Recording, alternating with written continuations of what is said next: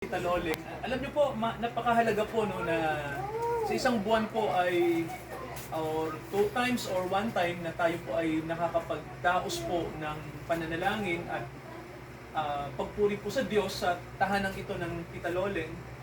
At salamat din no, sa mga kapatid natin sa tahanang ito na patuloy po silang bukas sa salita ng Diyos. Alam niyo po mga kapatid, no, ang pag-asa po natin ay manggagaling lamang po talaga sa Diyos no, wala pong iba. Kung tayo po ay may mga pangangailangan, karamdaman, kabigatan, o kahit po kamatayan, anuman po yung nararamdaman natin, anumang takot mayroon tayo, ang sabi po ng Biblia sa atin ay lakasan natin ang ating loob sapagkat napagtagumpayan na po ng Panginoong Hesus ang lahat ng bagay. No? Kaya ipagkatiwala natin sa Panginoon no, ang lahat ng bagay dahil siya ang nakakaalam. At kung tayo po ay nasa Panginoon, ito yung maganda, tayo po ay nakatitiyak na sa Kanya po tayo pupunta pagdating ng panahon. Amen. So, mga kapatid, muli po, pakinggan natin ang salita ng Diyos bilang pagtanaw po ng respeto sa Kanyang salita. Tayo po yung muling tumayo lahat sa pagbasa po ng mabuting balita. Okay, dito po sa Ebanghelyo po ni Juan, babasahin ko po ang sinabi ng ating Panginoong Jesucristo. No? Sa John chapter 3, ito po yung ating mababasa. So sabi po dito, nakalagay, John chapter 3, at ito po ang sinasabi ng Biblia sa verse 1, may isang lalaki sa mga Fariseo na ang pangalan Nicodemo, isang pinuno ng mga Hudyo.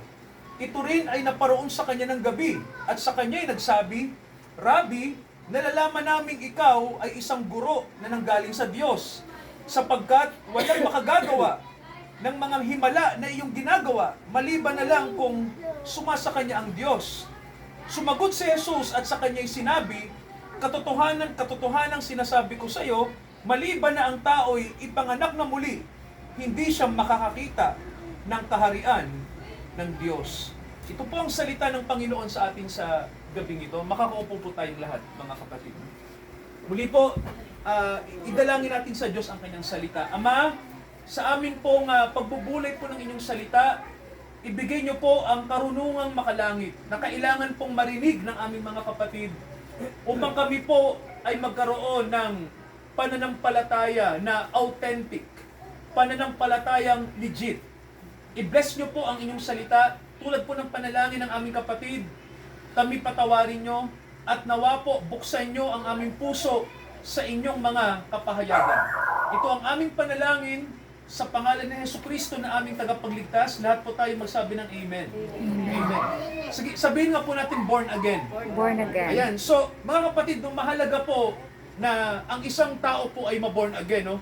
Kasi po, sabi ng Biblia sa atin, nakalagay na walang tao na pupunta sa langit kung siya po ay, anong sabi ng Bible? Kung hindi po siya born again. No? Papanganak muli. Opo, kung hindi pa siya naipanganganak na muli. So, ang mga tao po na pupunta lang sa kaharian ng Diyos ay ang mga pinanganak na muli, no? Kaya mahalaga po yung yung sinasabi ng Biblia sa atin na kailangan ang tao ipanganak na muli. So, ibig sabihin po niyan mga kapatid, ganito yan, hindi ka pwedeng dalhin ng relihiyon mo sa langit. Hindi ka pwedeng dalhin ng pagiging mabuti mo sa langit. Hindi ka pwedeng dalhin ng pagiging moral mo. So, gaano ka man kabuti sa tingin mo, kapag hindi ka pinanganak na muli, ay hindi ka makakapunta sa langit. Kaya mahalaga, mga kapatid, no, na itong sinabi ng Panginoon ay mangyari po sa atin, no, bilang mga tao. No? Siguro may nagtatanong sa atin, Pastor, paano ba may panganganak na muli? Tulad ng tanong ni Nicodemo, siguro yun din yung tanong natin. Sasabihin natin na, pwede bang ang tao ay bumalik sa puwerta ng kanyang nanay para ilabas ulit? So ang sabi ng Panginoon, hindi ganon ang pinanganak na muli. Ang sabi ng Panginoon, sinabi niya ito, na tayong mga ipinanganak sa laman ay laman. Ibig sabihin po, kapag tayo ay tao, syempre po, pinanganak tayo sa aspetong tao. Yung sinasabi po ng Panginoon natin na born again, hindi po yung sa physical. Sabihin nyo nga po, hindi sa physical. Hindi sa physical. So, ano yung kapanganakang muli? Yun mga kapatid ay spiritual. Sabihin nyo nga po, spiritual. Spiritual. So, ibig sabihin po, kung tayo po ay pinanganak sa pisikal, pero hindi tayo ipinanganak sa espiritual, ang sabi ng Biblia, hindi tayo makakapasok, no, sa kaharian ng Diyos. Alam niyo po, maraming tao na ang tingin nila, ang pagpunta sa Diyos ay pagiging mabait, binyagan sa relihiyon, kaanib ng isang sekta ay okay na. Alam niyo po, hindi po ganoon ang itinuturo ng Biblia. No? Hindi sa pagiging kaanib sa sekta ay maliligtas tayo. May mga nagsasabi na umanib ka sa amin para maligtas ka. Hindi po totoo yon, no? Ang sabi ng Biblia, ang tao'y kailangang ipanganak na muli. Pastor, dibutado ako masipag naman ako sa relihiyon. Ang sabi ng Biblia, hindi ang pagiging relihiyoso ang magdadala sa atin sa Diyos. Kundi ang sabi, kung tayo po'y ipinanganak na muli. Siguro tanungin natin, pinanganak na ba tayong muli? Amen. No? So magandang tanong yan, ano, tayo ba ay kasama na sa mga born again? So mga kapatid, kung hindi pa, eto na yung chance natin, no? Para malaman kung paano ba maboborn again ang tao, no? Paano ba ang tao ay ipanganganak na muli? Ito po yung sagot ng Biblia sa atin, ano? Number 1 po, may sinabi ang Panginoong Jesus tungkol sa pagbabago sa tao. No? Paano ba mababago ang mga makasalanang tulad natin, no? Kasi tayo namang lahat ay makasalanan. At paano ba mababago yun? No? Paano ba tayo magkakaroon ng sinasabing pagbabago sa puso? So, parang mahirap no? Kasi, sa totoo lang, ang pagbabago po, mahirap sa tao yan, no? Kasi ganito, kung ano yung nakasanayan natin, ganun tayo. Halimbawa po, nakasanayan natin magsinungaling. Hanggang sa pagtanda, sinungaling tayo. Ganun, ano? Eto, tita, nakasanayan natin magnakaw. Diba? Kaya habang ang tao lumalaki, lumalala yung kasalanan, no? Kasi, the more mga kapatid na kung ano yung kasalanan na nabubuhay ka, doon ka nasanay. Tama ho ba, no? Lagi mo nang gagawin yon. So, mahirap mabago ang tao. Kaya nga po, sabi ng Bible, hindi tayo sa sarili natin ang magbabago niyan. Ang sabi ng Biblia, tanging ang Diyos ang pwedeng magbago sa tao. Kasi po, hindi natin kaya.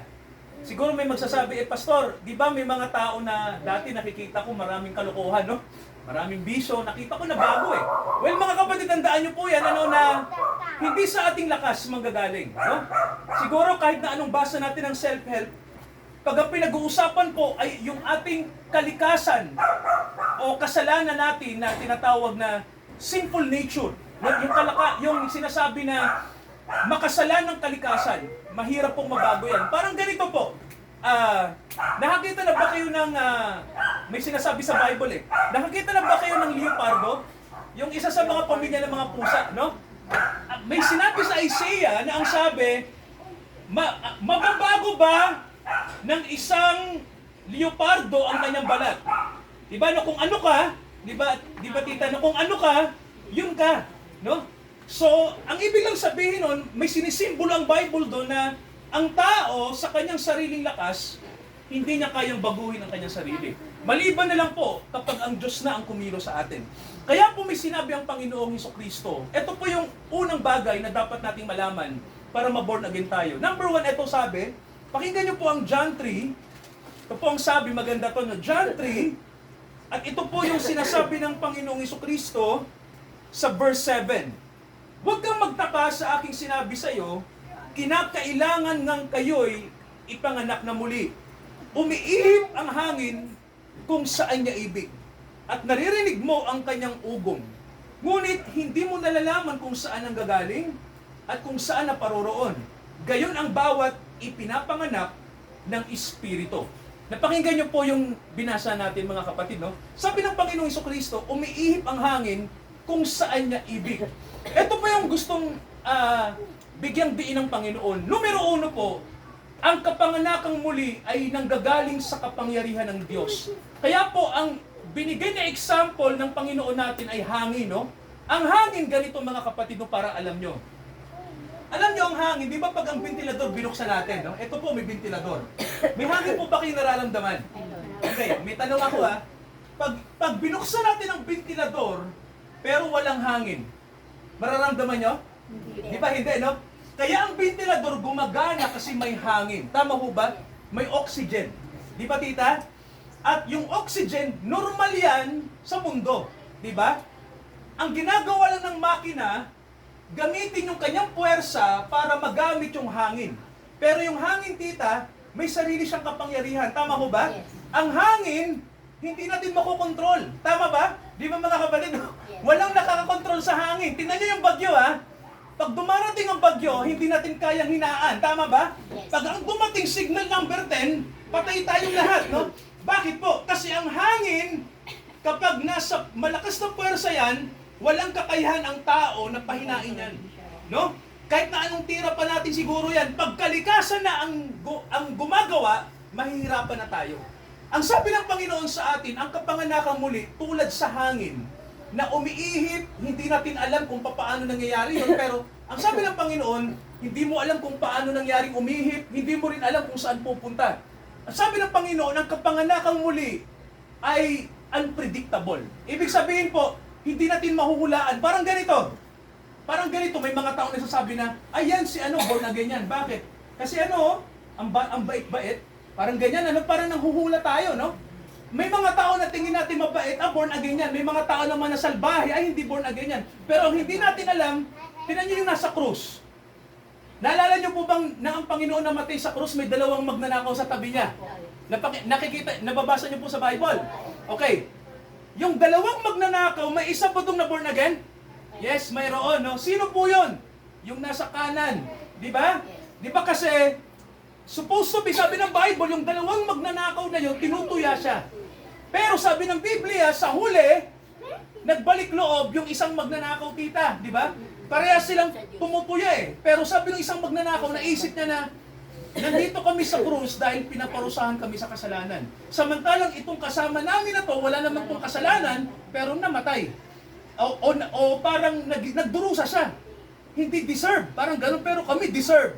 Sabi nung isang magnanakaw, tumigil ka na doon sa isang magnanakaw noon na ang sabi, ikaw ba yung Kristo? Iligtas mo ang sarili mo? Puro pang-iinsulto. Nagbago na yung isip ng isa, sabi niya, hoy, tumigil ka na. No? Deserve tayo rito. Pero yung kasama natin na to, walang kasalanan yan. And then, ang sabi nung magnanakaw na yon, Panginoon, pwede po ba na alalahanin niyo ako pag naghahari na kayo? Nagpakumbaba na, di ba? Anong sabi ng Panginoon sa kanya? May pinangako. Nagpapakinggan niyo po, ang sabi ng Panginoon, ngayon din. Anong sabi niya? Isasama kita Sa aking sa kahit. paraiso. Ibig sabihin po, dineklara ng Panginoon na yung lalaking yon ay binago niya. No? Kasi mga kapatid, ibig sabihin noon, kumilos ang Diyos doon sa magnanakaw. No? Nang kumilos ang Diyos, natuto yung magnanakaw na magpakumbaba, natuto yung magnanakaw na kilalanin na siya'y makasalanan kaya siya pinarurusahan, pero ang pinakamalupit, natutunan ng magnanakaw na yon ang sumampalataya sa Panginoon. Tama ho ba? Para magkaroon siya ng katiyakan kapag siya'y namatay. Kaya sabi ng magnanakaw, Panginoon, alalahanin mo ako pag naghahari ka na. Ibig sabihin po, kumilos ang Holy Spirit, no? Parang hangin, di ba? Na biglang dumating, kumilos sa isang tao at ang sabi ng tao, Panginoon, patawarin niyo ako. Hindi po yon nagkataon lang. Nakikinig po ba? Hindi po yung dahil yung taong yon ay sa tingin natin ay parang binigyan lang siya ng chance para magbalik loob. No? Ang totoo ng mga kapatid, no? Isa yun sa dahilan bilang tao, ha? Pero ang pinakamalupit dito, ito pong paniniwala ko, no? Kumilos ang Diyos sa taong yun. Kaya mga kapatid, ito yung panalangin ko sa ating lahat, no? Sa ating lahat po na nandito, hindi lang kay tita, na may karamdaman, sa ating lahat, ang panalangin po natin ay kumilos ang Diyos sa puso po natin. Nakikinig mga kapatid, no? Kasi mga kapatid, hanggat ang Diyos hindi kikilos sa atin, alam niyo po, wala tayong magagawa. Tama ho ba? Gaano man tayo kayaman, gaano man tayo kapera, gaano man tayo kabait sa tingin natin, pero pag hindi tayo born again, hindi tayo papasok sa Diyos. Yun ang totoo, no? Gaano man yung gawin natin na pagpapakabuti sa sarili, Hindi mapapalangit. kapag hindi tayo na ipanganganak na muli, mga kapatid, hindi tayo makakapunta sa kalangitan. No? Sabi ng Panginoon niya, no? Kailangan ang tao ipanganak na muli. So, number 1 po ang sabi sa atin, ang kapanganakang muli ay pagkilos ng Diyos sa tao. No? Yun ang ibig sabihin ng Panginoon. No? Tulad ng hangin. biglang dumarating tita, pumapasok sa tao tita, at parang biglang umaalis na lang nang hindi mo alam kung saan pupunta, no? Pero naramdaman mo siya, tama ba? Ang hangin po ba nararamdaman? Yes. Tama, no? Ganon din po ang born again, no? Siguro may nag-iisip, Pastor, hindi ko masink in, born again na ba ako? Well, eto, kung ikaw ay nagsisisi sa kasalanan at sumasampalataya ka kay Kristo, no? Alam niyo po, may dalawang bagay sa Biblia na palatandaan na may alam siya sa kapanganakang muli, no? Basahin ko po yung nakasulat sa mga gawa. Ito po, pakinggan nyo to, no? Gawa, basahin natin yung chapter 20. Pakinggan nyo to mga kapatid, no? Gawa, chapter 20. At ito yung ating mababasa, ito yung sinabi ng Biblia sa atin. Sabi sa verse 21, sinasaksihan ko sa mga Hudyo at sa lahat ng mga hintil ang pagsisisi sa Diyos at ang pananampalataya sa ating Panginoong Hesukristo. Sabihin nyo nga po pagsisisi at pananampalataya. Sisisi pa na Well, ano po yung dalawang bagay na nasa tao na pwedeng mangyari sa kanya para masabi na kumikilos na ang Diyos sa kanya? Tama, tita, no? Nagsisisi na ang tao sa kanyang kasalanan at sumasampalataya sa kanino po? Tama. Kanino po? Sino pinamatay sa krus? Si Kristo. Tama, no? Pananampalataya kanino po? Kay Sa Kristo. Panginoong Hesukristo, no? Kaya mga kapatid, eto yung dalawang bagay na gagawin natin. Amen po ba? Pagsisisi sa Diyos, ibig sabihin po, Pagsisisi. pagtalikod natin Sa kasalanan. sa lahat ng ating mga kasalanan, no? So Pagsisisi. siguro may nagsasabi na, Pastor, mukhang mahirap yan, Well, huwag kayong mag-alala, no? Kasi ang totoo nun, mahirap talaga yon, no? Kasi pag sinabi natin pagsisisi, parang ano yan, tita, tumatalikod ka na sa dating buhay mo, di ba? Kunyari, dati, ano ka? Isa kang, sabihin na nating inggitero, Chismosa. makasarili, Chismosa. chismosa, ayan ano pa ba? Sakim, ayan, mapagmataas, ayan so, yan mga common na kasalanan yan, ano? Pero may matinding kasalanan na hindi alam ng tao. Alam niyo kung ano? Ito, Unbelief. pinakamatindi to. Pagiging mapagmataas, di ba? Yun yung naiisip natin. Well, isa yon. Pero may isa pa. Yung sinasabi na Kawalan ng pananampalataya. mas sumasampalataya tayo sa ating sariling diskarte. Isa yon sa mabigat na kasalanan. Kaysa sa sumampalataya sa ibinigay ng Diyos sa tagapagligtas. Kaya mabigat yon mga kapatid, no? Maraming tao ganito. Sumasampalataya naman ako sa relihiyon ko. Well, sabi sa atin, kanino raw tayo dapat sumampalataya? Panginoong Jesus. Sa Panginoong Hesukristo. Well, sumasampalataya naman ako sa tradisyon ko. Mali pa rin, no? Sumasampalataya naman ako sa sekta ko. Sumasampalataya ako sa paniniwala ko. Well, mga kapatid, ang lahat ng yan, sabi nga sa atin, hindi makapagliligtas. Kailangan po yung faith natin ay nakatuon kay Kristo. Simple ho ba? Madali unawain, di ba? Nakatuon sa Panginoong Hesukristo. Ganun mga kapatid, no? Para sure tayo na tayo ay pupunta sa kalangitan, no? Sa Diyos. Maraming tao araw-araw namamatay, no? At lahat tayo mamamatay. Tama ho ba, no? Lahat tayo, mga kapatid, no? Walang exemption, no? Tayong lahat. Ang matindi rito, eto, di ba karaniwan sa tao, takot mamatay. Di ba, tita? Yes. Takot tayong mamatay, di ba? Pero alam niyo po, pag na-born again kayo, mabagsik to, no? Pag na-born again ng tao, hindi ka na matatakot mamatay. Alam niyo kung bakit? Kasi alam mo, pag binitawan mo na yung katawang lupa mo, nakikinig ba? Pag bumalik na to sa lupa, itong katawan natin na to, sabi ng Biblia, ang ating kaluluwa ay yung ating espiritu, sabi ng mga ngaral, tita may nakasulat, ang ating espiritu ay babalik sa may likha. Yun po ay exclusive sa mga born again. No? Yung ating kaluluwa, espiritu ay babalik sa Diyos. Ngayon mga kapatid, eto, paano pag ikaw ay namatay nang hindi ka born again? No? So, paano yan? Pag ikaw ay namatay nang hindi ka nagsisi. Alam niyo po sa Bible may nakalagay, no? Mabagsik to. Sa Bible, may mababasa tayo sa Lucas, sa Ebanghelyo ni Lucas, no? May mayamang namatay tita at may isa namang namatay na mahirap, si Lazarus. So, nung mamatay yung mayaman, ang sabi ng Bible, dinala ang kanyang kaluluwa sa lugar ng mga patay. Sabihin nyo nga po, lugar ng mga patay. So, yung lugar ng mga patay, ito yung mga tao, yung kaluluwa ng mga tao na huhukuman. Sabihin nyo nga po, huhukuman. Huhukuman. Ibig sabihin, hindi sila napunta sa langit, napunta sila sa lugar na hinihintay nila ang paghuhukom, tita, no? Kaya may sinasabi tayong Hades. Sabi nyo nga po, Hades. Hades. So yun yung lugar na nandoon yung mga tao na hindi nakasulat ang kanilang pangalan sa aklat ng buhay. No, mababasa natin yan sa Biblia, no, sa Lucas, no. So, nandoon yung mayaman. Ang sabi ng mayaman, ang hirap dito kasi mainit doon, tita, no? Pero tingnan niyo po, hindi po yun yung impyerno.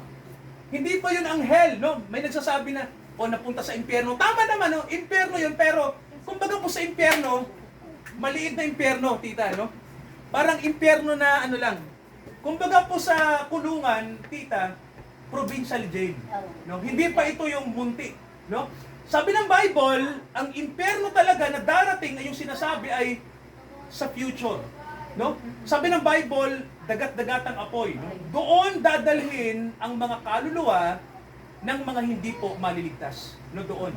Pero yung mga kaluluwang nasa Hades, delikado sila kasi walang katiyakan, tita, no? Hindi nila natitiyak kung sa langit sila kasi nasa impyerno na eh. Impyerno na po yun, ano? Maliit na impyerno yun eh. Opo, kaya yung impyerno na yun, malamang sa malamang, iwan ko kung ilan lang yung pwedeng maligtas doon, ano? Kasi, Wala, Hades na yun. oo, kasi Hades na yun eh. Ano Kumbaga, ilan? hinihintay nila yung judgment, yung paghuhukom. Anong no? ilan? At ang huhukom sa kanila, ang Diyos at ang mga anak ng Diyos. Walang katiyakan, no? Ibig sabihin po, delikado pag nandun ka sa lugar na yon, no? Kasi mga kapatid, ibig lang sabihin noon, na nasa lupa ka pa, hindi ka na born again. Pero ito yung magandang balita, no? Yung mga na born again po, makinig kayo, maganda to. Di ba sabi ng Bible, hindi ka na po kondenahin. May nakalagay sa number 2 na pointer, gusto ko pong sabihin sa inyo to, no? Sa Romans chapter 8 nakalagay, kapag tayo ay na-born again, tayo po ay na kay Kristo na. Meron kang siguridad. Sabihin nyo nga po, siguridad. Seguridad. Sabihin nyo nga po, katiyakan. Iyakan. Well, tita, paano nyo natitiyak na mahal kayo ni Tito Ador? Ano siya? Tungkol sa akin. Tapat. Di ba sa mag-asawa, kailangan ng trust, di ba? Oo. Na alam mo, mahal ka ng asawa mo, di ba ganon? Di ba maganda yun? May tiwala. Okay. Oh, alam natin na mahirap magtiwala sa tao. Tama ba? Pero eto yung isang tanong ang malupit, no? Pag ikaw may relasyon ka na sa Diyos, kita magandang storya to, no? Magandang tanong to. Pag ikaw ba at ang Diyos may relasyon na, sa palagay nyo, sino yung pwedeng magkulang? Ang Diyos o ikaw? Ako. Tama, tita, no tayo. Pero ang Diyos po ba magkukulang? Hindi. Hindi, no? Ibig sabihin, pag mayroon naging ugnayan ng Diyos, magkaroon ka man ng pagkukulang, tita, minsan, pero ang Diyos, dahil tinali ka na sa Kanya, makinig kayo, no? Kasi born again ka na eh. Pero hindi ibig sabihin perfect ka na. Pero dahil ang Diyos itinali ka sa Kanya, pag ikaw ay nagkakamali, anong gagawin ng Diyos sa'yo, tita? Ano ka? Tama, no? Kasi magkarelasyon kayo eh. May usapan kayo, nasasabihin sa'yo, ay anak, ay ano, hindi ka rito, no? Mukhang naliligaw ka na. Parang gano'n, no? May kita nyo na, hindi ka basta-basta mahihiwalay sa Diyos kasi may seguridad, no? Meron kayong tipanan. Alam niyo ba yung tipanan? Yung parang sa simbahan, pag nakaharap kayo, di ba may sinasabi kayo ron sa pastor o pare na till death do us part, di ba sinasabi natin? Sumpaan, Tipanan yun eh. sumpaan. Ibig sabihin, itinatali ka. Ang born again po, binabalik ka sa Diyos, no? Para kang ikinasal. Di ba ganon? So kapag tayo po ay nasa tinatawag na kahinaan natin bilang tao, ang gagawin ng Diyos tuloy, dahil karelasyon mo siya, obligado ang Diyos na ikaw ay tulungan. Amen ba ron? Amen. Hindi kanya pababayaan. Amen ba ron? Tutulungan kanya kasi, ano kanya eh? Kabahagi kanya. Kumbaga tita, tupa ka. Di ba? Anak ka. So may anak bang pababayaan? May karelasyon bang pababayaan? Hindi po, no? Tutulungan ka. Kaya ang sabi sa atin, ito tanong, may tiwala ba tayo sa Diyos? Mayroon. Yan, no? Di ba tita, tinanong kita, may tiwala ka ba kay Tito? Well, pwede bilang tao, no? Pero kapag sa Diyos ka magtiwala, Mas lalo mo. tita, Mas lalo mo. Paano ba? nakakatiyak tayo. Tama ba, no? Yun yung, sinasabi natin mga kapatid, no? Yung second point natin, ang pagiging born again, binabalik yung relasyon natin sa Diyos ng tama. Di man tayo perfect, pero tayo ay gagawing perfecto ng Diyos. Yun ang kanyang gagawin. Ang third point po ng pagiging born again, ito yung malupit. Di ba? Sabi natin kanina, tulad ng hangin. Di ba? Kumikilos ang Diyos sa tao. Ikalawa, hindi ka na huhukuman. Wala ka ng condemnation, no? Dahil nasa biyaya ka. Pangatlong bagay ang sabi sa atin, may nakasulat mga kapatid na sinasabi sa Bible, no? Sa mga born again, ang sabi ng Romans 8 nakalagay doon, tayo po ay magtatagumpay. Diba? May sinabi ang Bible eh. Ito yung malupit, hindi ganun ang pagkakasabi. Ang sabi, tayo ay higit pa. Ano po ulit? Higit pa. Tama, no? Sabi rito ng Panginoon, tayo ay higit pa sa magtatagumpay, no? Ang pag-ibig po ng Diyos ang magbibigay ng seguridad sa atin. Ulitin po natin, sabihin nga natin seguridad. Seguridad. Ibig sabihin po, ano man ang mangyari, tita, no? Alam ko si tita kahit unconscious siya ngayon, baka natutulog siya, no? Ipapadama ng Diyos sa kanya. Pinagpahingay siya Eto, ano man yung mangyari, sa pain. nasa cancer ka man, no? Nasa panahon ka man ng pagdurusa. Tita, ha? Sabihin na natin na sa pangit na kalagayan ka. Pagtupa ka ng Diyos, alam mo na may kasama ka. Amen ba ron? Amen. Kasi ang Panginoon nung siya ay nasa lupa, tita, Amen. nagdusa rin ba ang Panginoon nung nasa Yes lupa? naman, oo. O, may tanong ako, iniwan ba siya ng Diyos? Hindi. Di ba hindi, no? Hindi siya iniwan. Kasama niya. Tita, anong patunay na kasama ng Panginoon natin ang Diyos nang siya ay nasa lupa? Di ba namatay siya? Ito yung malupit. Noong pangatlong araw, ano nangyari? Nabuhay mo muli. Tama na, binuhay sa uli, no? Ganon din po tayo mga kapatid, no? Kahit tayo po ay mamatay, sabi ng Bible. Etong matindi to, no? Kahit mamatay tayo, kasama natin ng Diyos. So tita, bubuhayin ka niya uli. Oo, yes. Yun yan mga kapatid, no? Kaya ang mga anak ng Diyos, hindi na kayo mga patay. Tama ba? Buhay pa na. Kayo ay kabilang na sa mga buhay. So kung tayo ay born again, no? Siguro sasabihin natin na, pastor, mamamatay ang tao. Tama, no? Pero dahil ang Diyos kasama ka na niya, may relasyon na kayo. Ang sabi ng Bible sa atin, pag nasa Diyos tayo, kahit tayo ay mamatay, tayo ay muling mabubuhay. Kaya may sinasabi sa Bible, pagkabuhay na magmuli. Alam niyo po, ang bubuhayin kung sino? Walang iba kundi yung mga born again lang. No? Yung mga pinanganak lang sa Espiritu kasi kabilang sila sa kawan ng Diyos. Kaya sa gabing ito, mga kapatid, no?